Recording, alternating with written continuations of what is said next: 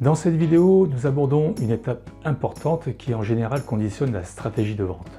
On dit souvent que c'est l'estimation qui réalise à 80% la vente de votre logement. Je ne serai pas aussi catégorique car l'expérience montre parfois que ce n'est pas le critère le plus important. Vous allez voir et comprendre qu'en fonction de ce qui se passe sur le marché, en somme, tout repose sur une seule chose, la capacité. La capacité d'acceptation du vendeur et la capacité financière de l'acheteur. Prendre conscience de ça donne un pouvoir incommensurable et permet de tirer son épingle du jeu. D'où l'importance d'avoir du recul pour avoir une vision neutre et objective et jouer sur les capacités de l'un et de l'autre pour pouvoir parvenir à un accord le plus juste possible. Faire baisser l'un ou pousser l'autre à faire la meilleure offre possible. Le prix est une valeur et une valeur est modulable.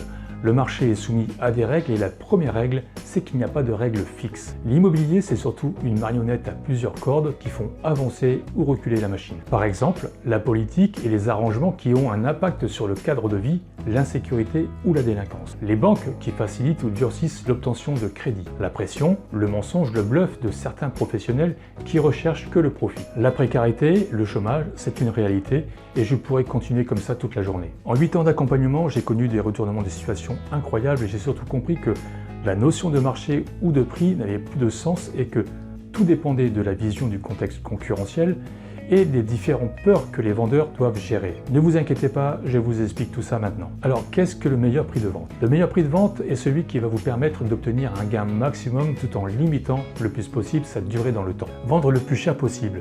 Cela semble être du bon sens car il est normal que vous souhaitiez obtenir le plus d'argent possible. Cependant, fixer un prix trop haut en début de vente est le meilleur moyen de récolter la plus grosse négociation à la fin. Vendre le plus rapidement possible. Là aussi, il semble évident que si vous décidez de vendre, la transaction doit se faire rapidement. Il est fortement conseillé de ne pas dépasser un délai de 4 à 6 mois. Voici un graphique qui a été élaboré en fonction de situations réelles de mise en vente. Sur l'axe horizontal, vous avez le taux de baisse par rapport au prix marché. Je précise bien au prix marché et non au prix que vous êtes fixé. Autrement dit, si vous êtes placé 10% au-dessus du prix marché dès le départ, vous devez les ajouter au taux que vous constatez ici sur ce graphique. Sur l'axe vertical, vous avez le nombre de jours de mise en vente. Conclusion, plus le nombre de jours de mise en vente augmente, plus le taux de baisse est conséquent, voire dramatique. Au-delà de 3 mois, la négociation est déjà de 10%.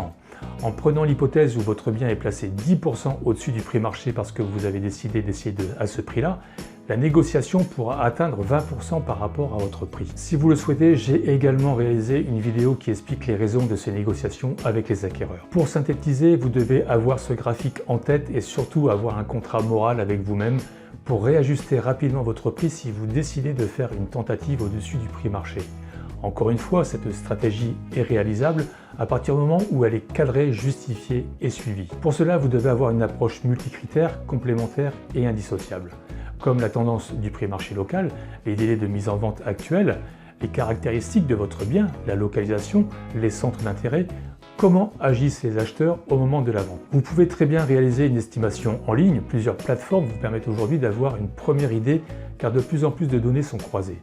Le seul inconvénient, c'est que vous aurez une fourchette assez large sans trop savoir si vous pouvez vous considérer dans le haut ou dans le bas de cette fourchette. Mais ce n'est pas le plus important car c'est en analysant la concurrence directe, objectivement, que vous pourrez vous caler correctement. L'analyse du contexte concurrentiel est aujourd'hui l'outil qui permet vraiment de définir sa stratégie de vente et pour obtenir le meilleur prix. Autrement dit, le suivi des nouveaux biens sur le marché, le suivi des taux d'attractivité, le suivi des parutions et les alertes de baisse de prix, tout ceci dans votre secteur permettra de vous réajuster de la meilleure des manières. Pour entrer dans le détail de l'estimation de votre logement, je vous invite à télécharger mon guide sur l'estimation. Je suis conscient que c'est une lecture technique et barbante, mais j'ai tenté de synthétiser par des graphiques pour que vous compreniez bien l'importance des facteurs et des critères que vous devez prendre en compte pour la meilleure conduite de votre projet. Vous le trouverez sous cette vidéo, consultez-le, vous en tirerez quelque chose de positif.